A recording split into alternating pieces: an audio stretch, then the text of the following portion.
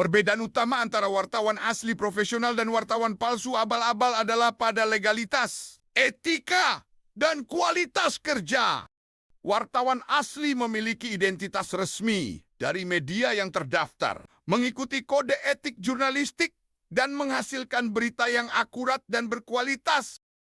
Sementara wartawan palsu seringkali tidak memiliki identitas resmi, melanggar kode etik, dan menghasilkan berita yang tidak akurat atau bahkan menyesatkan.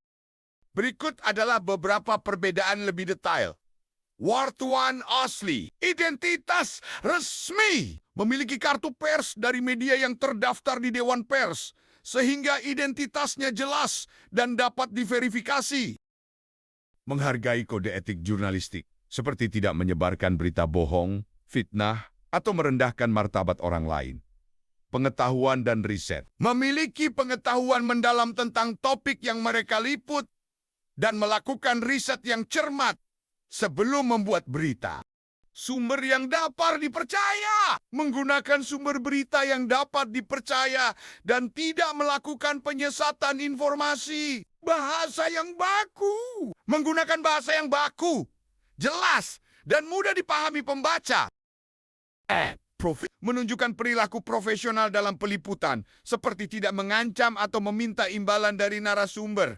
Wartawan palsu tidak memiliki identitas resmi, seringkali tidak memiliki kartu pers atau menggunakan kartu pers palsu, sehingga sulit diverifikasi. Melanggar kode etik, tidak menghargai kode etik jurnalistik, seringkali menulis berita yang bohong, fitnah, atau merendahkan martabat orang lain. Pengetahuan dapatkan dan tidak memadai. Tidak memiliki pengetahuan mendalam tentang topik yang mereka liput dan tidak melakukan riset yang cermat. Sumber yang tidak dapat dipercaya. Menggunakan sumber berita yang tidak dapat dipercaya atau bahkan membuat berita dari imajinasi sendiri. Bahasa yang tidak baku. Menggunakan bahasa yang tidak baku, tidak jelas, dan sulit dipahami. Tidak profesional, menunjukkan perilaku tidak profesional, seperti mengancam atau meminta imbalan dari narasumber. Contoh wartawan abal-abal. Wartawan tanpa surat kabar WTS tidak memiliki media yang terdaftar, tetapi mengaku sebagai wartawan.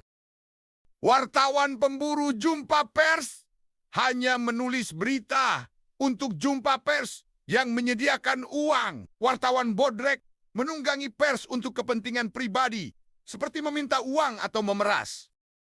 Dengan memahami perbedaan antara wartawan asli dan wartawan palsu, masyarakat dapat lebih kritis dalam mengkonsumsi berita dan tidak mudah percaya pada informasi yang tidak dapat dipercaya.